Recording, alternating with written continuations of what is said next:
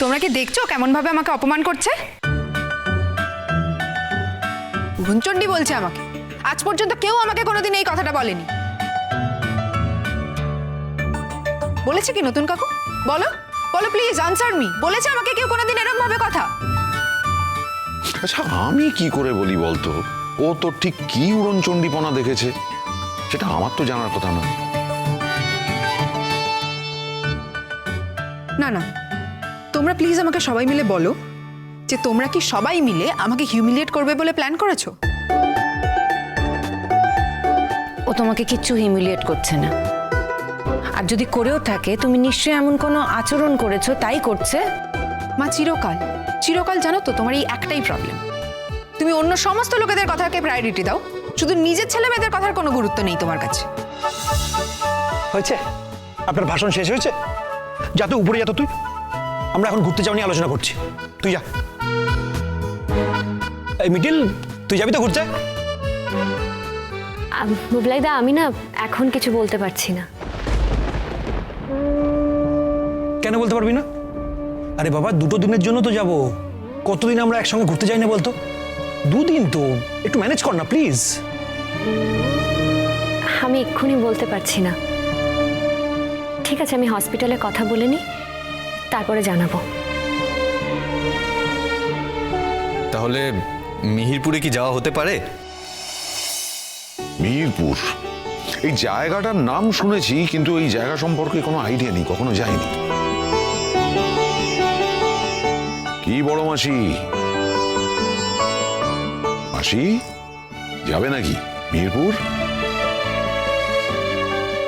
আমার কোনো আপত্তি নেই, যে শরীর ঠিক থাকে যাব। এই যে ও গ্রামগঞ্জে নাকি গো? হ্যাঁ একদম একদম হদ্দ গ্রাম, তোমার ভালো নাও লাগতে পারে। ও বাবা, তুই কি করে জানলি আমার ভালো লাগবে না? হ্যাঁ, আগে থেকেই বলে দিলি না গিয়ে। আপনার যদি ভালো লাগে তাহলে ঠিক আছে। আমরা তো ভেবেছিলাম আপনার বুঝি ভালো লাগবে না। না, আপনি বলেছিলেন না যে আপনি যাবেন না, তাই বলছিলাম। হ্যাঁ, সবাই মিলে চলে যাবে আর আমি একা একা বাড়িতে থাকবো নাকি? হ্যাঁ।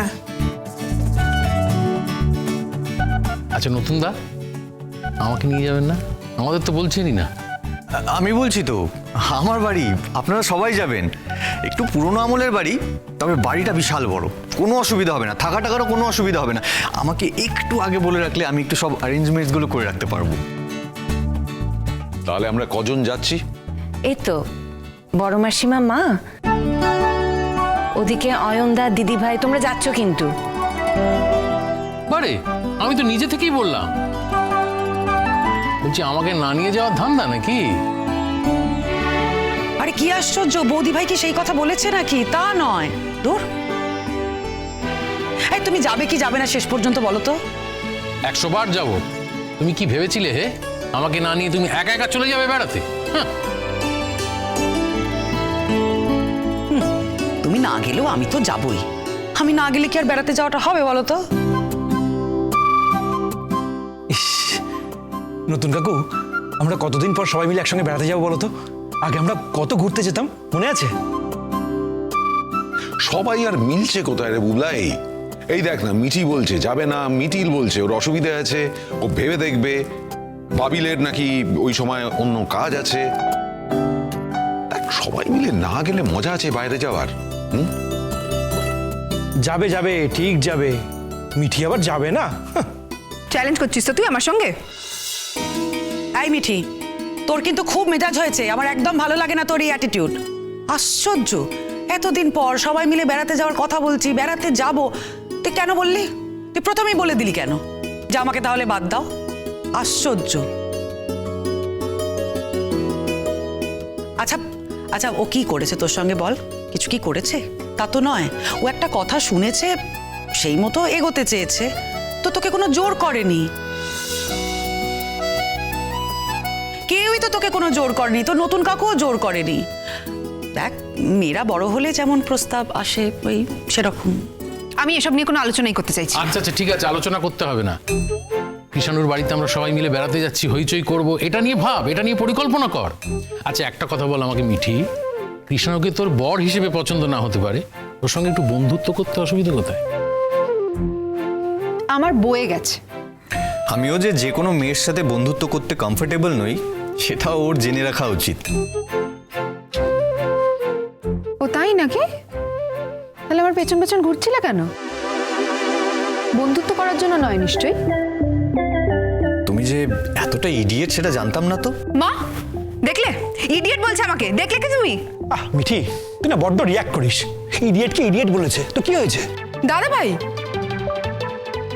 আরে বাবা, কৃষাণু তোর পিছনে লাগে, তুই কেন বুঝিস না বলতো? তুই ওর বাইরেটাই দেখছিস, ওর মনটাও তো দেখ, ও খুব ভালো ছেলে। যাই হোক, তোকে বুঝতে হবে না, ছাড়। এ কৃষাণু, আমরা তাহলে যাচ্ছি কিন্তু সে অনুযায়ী প্ল্যান করবো। শিওর তো তুমি?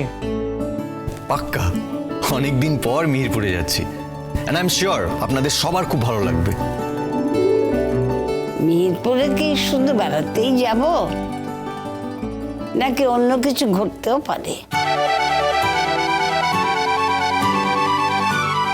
অন্য কিছু মানে? আরে বললাম একটা কথার কথা, সব কথা কি ধরতে আছে? আর সব কথার ব্যাখ্যাও হয় না। তুইও হয়েছিস সত্যি একটা আবোদা বল। ওই দেখো দিদি যে কি বলে। আচ্ছা তাহলে কিন্তু গোছগাছ করছি। হ্যাঁ, শুভ কাজে দেরি করে লাভ নেই। যদি বেরিয়ে পড়তেই হয়, কালকেই বেরিয়ে পড়ি। আরে দাঁড়াও, বাবা মাকেও জানাতে হবে তো। ওরা কি যেতে পারবে এখন? যদি না যেতে পারে তাহলে আমি জোর করে নিয়ে যাব। আর ওরা যে যেতে পারবে না, আপনার এই কথাটাই বা মনে হচ্ছে কেন? হ্যাঁ, জানি তো তুমি তোমার মাকে নিয়ে ব্যস্ত থাকবে। মাসি, তোমার এত চিন্তা কিসের? তখন না হয় আমি তোমাকে নিয়ে ব্যস্ত থাকবো। সবসময় কি তোমার বৌমাকে লাগবে নাকি?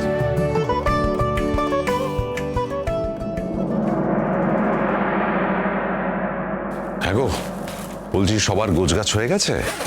হ্যাঁ, ফাইনালি মা আর বড় মাসিমা তো যাচ্ছেন না। মানে বড় মাসিমার তো শরীরটা ঠিক নেই, বড় মাসিমাকে একা রেখেই বা কি করে যাবেন? মা সে কথাই ভাবছেন, সেজন্য মারও হয়তো যাওয়া হবে না, মাকেও থেকেই যেতে হবে। দেখো আজকের রাতটা, যদি কালকে একটু শরীরটা ভালো লাগে তাহলে নয় আমাদের সঙ্গে যাবে। তা অবশ্য ঠিক। হ্যাঁ গো, বলছি যে মিটিংদের ব্যাপারটা কিছু বুঝতে পারছো? তোমাকে না একটা কথা বলবো করে আর বলাই হচ্ছে না। বলো না, কি হয়েছে? বলছি,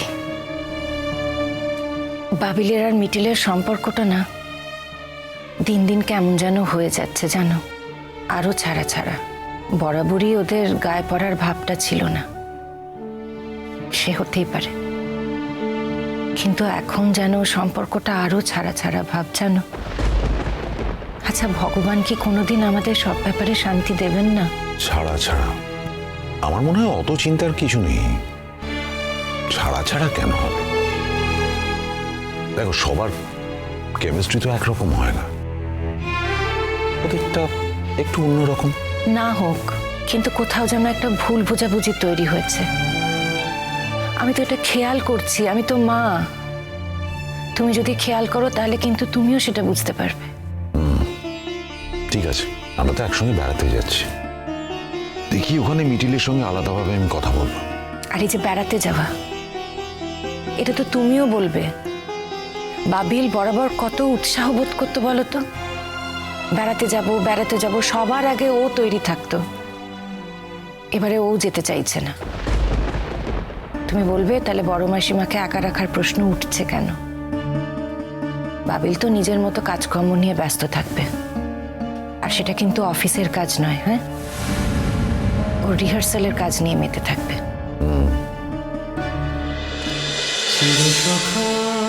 হে